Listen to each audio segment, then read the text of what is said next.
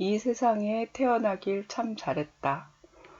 작가 박완서는 40살 때부터 작가 활동을 시작했습니다. 6.25 전쟁과 가족을 주제로 한 이야기를 주로 썼습니다. 작품으로는 그 많던 상아는 누가 먹었을까, 아주 오래된 농담, 자전거 도둑 등이 있습니다. 초등학교 4학년 때부터 읽기 좋습니다. 생명의 존엄성과 세상을 바라보는 방식, 그리고 가족과 성장기에 대해 생각합니다. 나는 이모하고 삽니다. 엄마는 나를 낳자마자 돌아가셨다고 합니다. 엄마가 아기를 갖는 것은 죽음을 각오해야 할 만큼 위험한 일이어서 아빠도 외갓집 식구도 모두 아기를 없애자고 했지만 엄마는 기어코 나를 낳았다고 합니다. 엄마를 몹시 사랑한 아빠는 엄마를 죽게 한 내 꼴이 보기 싫어 멀리 도망쳤다고 합니다. 아빠는 이민을 갔고 가기 전에 내게 이름을 지어주셨습니다. 지질이 복도 없다는 외할머니 구박에 아빠는 슬픈 얼굴로 뛰쳐나가 복동이라고 이름을 지어 호적에 올렸습니다. 구길이와 준거리는 어릴 때부터 붙어다닌 친구들입니다. 결혼도 안 하고 나를 키우는 이모는 모범적인 가정으로 보인 구길이와 준거리 엄마랑 무척 친하고 무조건 따라합니다. 구길이와 준거리가 핸드폰이 없다며 내게도 사주지 않습니다. 우리 셋은 월드컵 경기장으로 자전거를 타고 갑니다. 그리고 매점에서 음료수를 사 먹고 목욕탕에 같이 갑니다.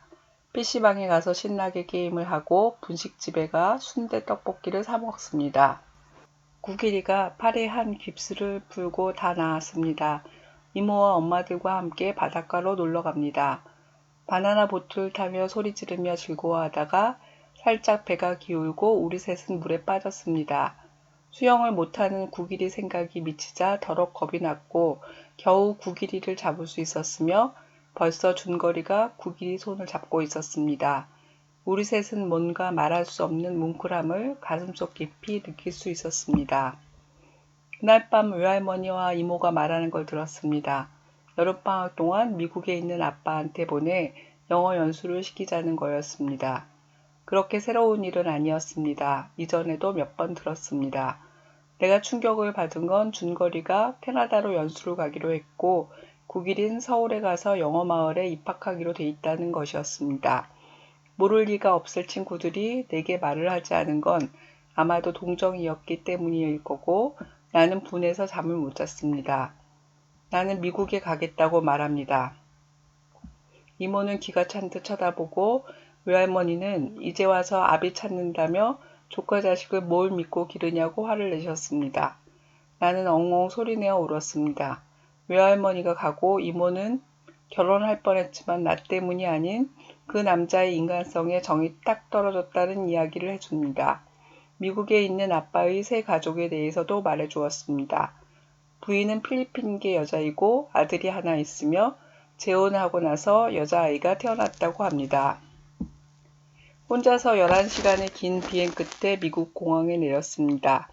17살가량 돼 보이는 남자아이 데니스는 나를 경계합니다.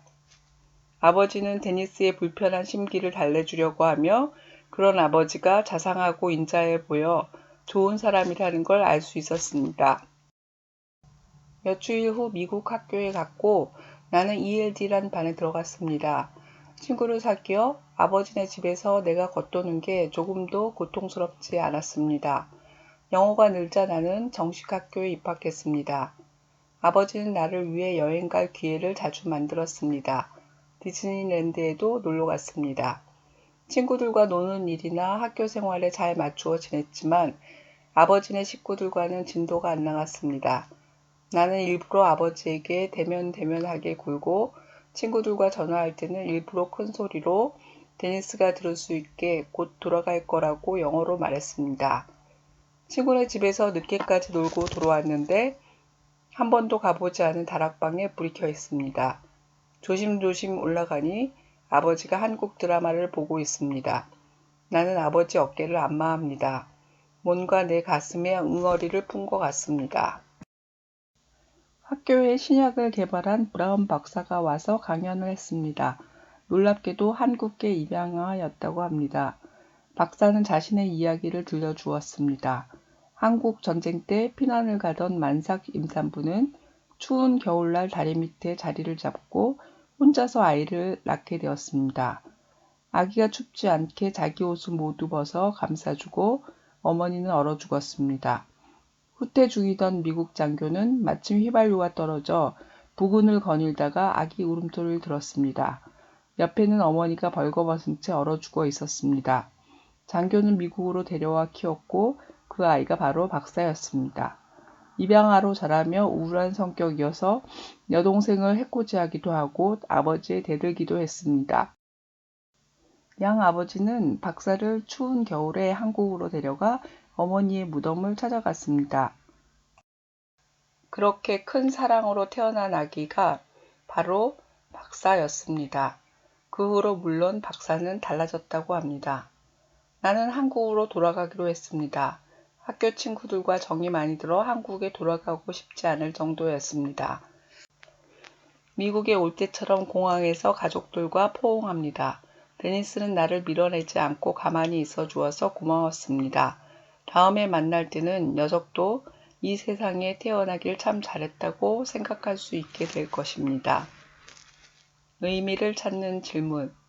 생명의 존엄성. 브라운 박사의 어머니 이야기는 눈물이 핑 돌게 합니다. 복동이의 어머니도 죽음을 각오하고 복동이를 낳았습니다. 세상의 모든 어머님들이 느끼는 생명의 존엄성입니다. 감히 어떤 곳에도 견줄 수 없는 엄숙한 가치입니다. 새 생명은 하늘에서 내려준 선물입니다. 자신을 함부로 대하는 이들을 볼 때 어머니의 마음이 되어 마음이 짠해집니다. 어린이는 자신이 얼마나 소중한지 모를 수 있습니다. 생명의 존엄함을 느낄 수 있는 좋은 이야기나 영상물이라도 자주 접하게 해야겠습니다. 질문. 브라운 박사를 발견한 미군 장교는 기름이 떨어진 것이 하느님께서 이 아기를 살리시기 위해서인지도 모르겠다고 생각했습니다. 왜 그렇게 생각했을까요? 세상을 원망하며 살았던 브라운 박사는 어떤 계기로 살아가는 태도가 바뀌었나요? 외할머니는 복동이가 태어났을 때 복이 지질이 없다고 구박하고 복동이를 키우는 이모에게 종종 화를 냅니다. 외할머니가 복동이를 사랑하면서도 그렇게 한 이유는 무엇일까요? 복동이는 브라운 박사의 강의가 가장 인상적이었다고 합니다. 복동이는 무엇을 깨달았을까요? 의미를 찾는 질문, 세상을 바라보는 방식. 나 같은 게 이 세상에 왜 태어났을까 하면서 살 때 하고 이 세상에 태어나길 참 잘했다 하면서 사는 세상이 같을 수가 없습니다. 앞의 것은 원망이고 뒤의 것은 감사입니다. 누군가는 원망하며 세상을 보고 누군가는 감사함으로 세상을 대합니다. 이렇게 다르게 세상을 보는 이유는 무엇일까요? 브라운 박사는 어머니와 양 아버지의 사랑으로 세상에 태어나길 잘했다고 생각할 수 있었으며 복동이는 복동이를 사랑해주는 가족들이 이유일 것입니다. 큰 사랑을 깨달을 수 있다면 힘든 일을 겪고도 사는 게 감사할 것입니다. 질문. 나 같은 게 이 세상에 왜 태어났을까 라고 생각했었던 박사는 어린 시절을 어떻게 보냈나요? 복동이는 데니스도 세상에 태어나길 참 잘했다고 생각할 것이라고 믿습니다. 그렇게 믿는 이유는 무엇일까요? 복동이가 스스로 세상에 태어나길 잘했다고 생각하게 된 이유는 무엇일까요? 여러분은 세상에 태어나길 참 잘했다고 생각한 적이 있나요? 언제인가요?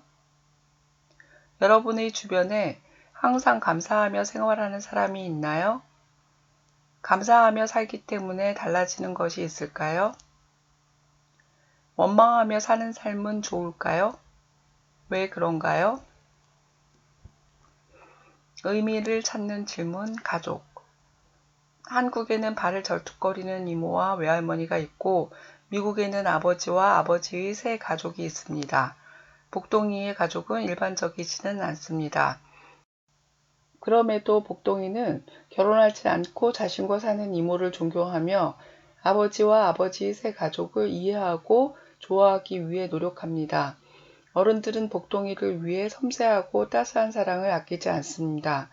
남들과 다른 가족이어도 이해하고 아껴주려는 노력이 있다면 가족 구성원은 긍정적으로 세상을 바라볼 수 있습니다. 질문. 아빠는 복동이가 태어날 때부터 함께 살지 않았습니다. 이유가 무엇인가요? 복동이는 어떤 모습을 보고 아빠와 새엄마가 좋은 사람이라고 생각했나요? 복동이는 자신을 경계하는 데니스를 위해 어떻게 배려했나요?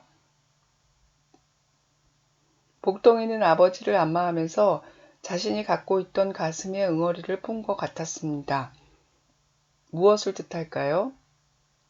행복해 보이는 가족은 어떻게 지내는 가족일까요? 여러분이 가족 중 누군가를 좋아하지 않는다면 좋아하려고 노력해야 할까요? 왜 그런가요? 의미를 찾는 질문 성장기. 복동이는 구길이와 준걸이랑 어릴 때부터 친하게 지냈습니다. 엄마들과 이모와도 친합니다. 작가는 한국의 초등학생이 어떻게 하루 일과를 보내는지 잘 알고 있습니다. 핸드폰을 사주지 않는 엄마들이라 셋은 주로 자전거를 타고 근처 공원에서 놀며 PC방에 가서 게임을 하고 분식집에서 떡볶이를 사 먹습니다. 구길이가 다치고 나서 느끼는 무거움, 바닷속에서 손을 맞잡고 가슴이 뭉클해지는 경험은 복동이를 건강하게 성장할 수 있게 합니다.